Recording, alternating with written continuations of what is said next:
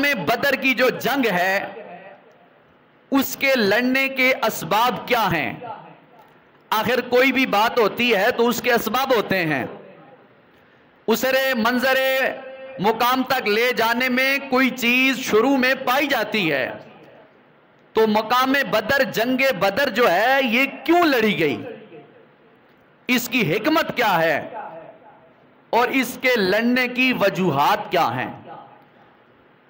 تاریخ انسانی میں علماء کرام نے، مفسرین نے، محدثین نے جو باتیں ذکر کی ہیں کہ جنگ بدر کو لڑنے کے اسباب کیا ہیں اور یہ جنگ کیوں لڑی گئی، ان میں پہلی روایت صحابی کا نام ہے حضرت سعد بن معاذ، سب کہہ دو رضی اللہ تعالی عنہ.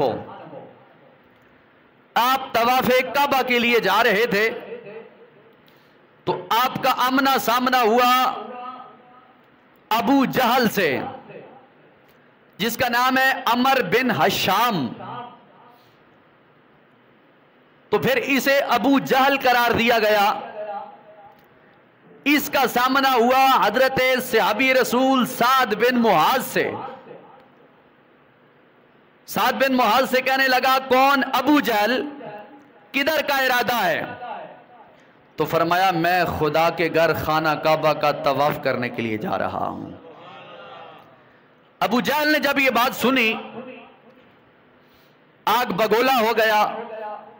کیوں؟ سرداران مکہ ہے جس کے اشاروں پر مکے والے اپنی گردنیں سامنے رکھتے ہیں، کئی ڈر کی وجہ سے رکھتے ہیں اور کئی اس کی محبت کی وجہ سے رکھتے ہیں.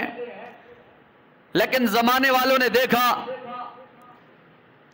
کہ ڈر کی وجہ سے نہیں، عشق کے نام پر اگر محمد عربی کے نام پہ اگر کوئی سر کٹاتا ہے تو محمد کے غلام کل بھی کٹاتے تھے اور آج بھی کٹاتے ہیں.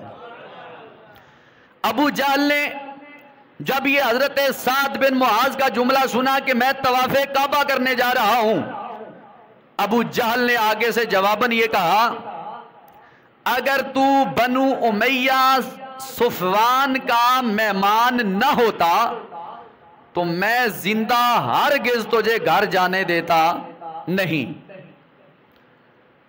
تو آگے سے سعد بن معاذ نے جو جملہ بولا، آپ نے فرمایا تو اگر ہمیں خانہ کعبہ کے طواف سے روکے گا تو یاد رکھ تیرے تجارتی جتنے بھی بڑے قافلے آتے ہیں ہم ان کا رستہ روکیں گے اور تجھ تک انہیں پہنچنے پائیں گے نہیں.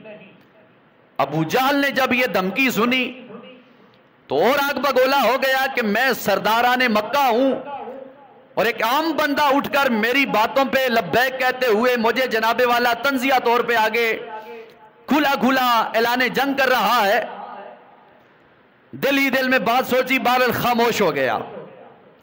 سعد بن معاذ طواف کعبہ کے بعد آئے رسول پاک کی پاک بارگاہ میں، آ کر عرض کی یا رسول اللہ صلی اللہ علیہ وآلہ وسلم میں طواف کعبہ کے لیے جا رہا تھا اور ابو جہل جو ہے عمر بن ہشام اس نے مجھ سے ایسی باتیں کی.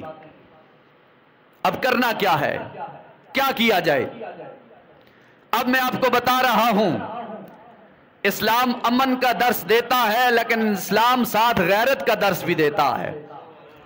نبی مکرم نے جب یہ بات سنی تو اللہ کے محبوب نے صحابہ کرام میں اعلان کر دیا، فرمایا سارے صحابہ اکٹھے ہو جاؤ. کس مقام پر؟ فرمایا مسجد نبوی شریف کے اندر. سارے صحابہ کرام مسجد نبوی شریف کے اندر اکٹھے ہو جاؤ. اب صحابہ نے کیا اعلان، ہر صحابی مسجد نبوی میں پہنچا. سرکار کا دربار گوہر بار لگا ہے، کم و پیش 313 صحابہ سرکار کی موجودگی میں بیٹھے ہیں.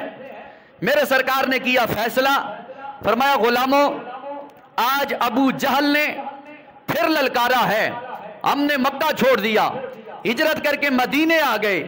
اب ہمارے غلام اگر طواف کعبہ کرنے جاتے ہیں تو کفار انہیں روکتے ہیں. اب کیا کرنا چاہیے؟ میرا تو یہ ارادہ ہے کہ ان کے خلاف اعلان جنگ کرنی چاہیے. یہ رسول پاک علیہ السلام نے جملہ بولا. اب صحابہ جو سننے والے تھے ظاہر، انہوں نے سن کر کیا کہا؟ صحابہ نے کہا یا رسول اللہ صلی اللہ علیہ وسلم یہ تو ایک جان ہے، ہزاروں جانیں بھی آئیں تو آپ کے نام پہ قربان ہیں، اگر آپ چاہیں گے تو ہم جناب والا آپ کی محبت میں کفار کے مقابلے میں دین اسلام کی فتح کے لیے اپنے گھوڑوں کو دوڑا کر دریاؤں کے اندر ڈال دیں گے، لیکن آپ کی عزت و ناموس پہ کوئی حملہ آنے دیں گے کبھی نہیں۔ سرکار نے جب غلاموں کے حوصلے دیکھے، بات سنی تو سرکار خوش ہو گئے، اور سرکار سمجھ گئے کہ میری تھوڑی سی محنت جو مکی دور سے مدنی دور آیا، تھوڑی سی محنت کا نتیجہ یہ ہے کہ 313 صحابہ کرام اب میرے اشاروں پر چلنے پھرنے مرنے مٹنے کے لیے تیار ہیں۔ تو سرکار نے فرمایا چلو غلاموں پھر اب جنگ بدر کا میدان سجاتے ہیں۔ 17 رمضان المبارک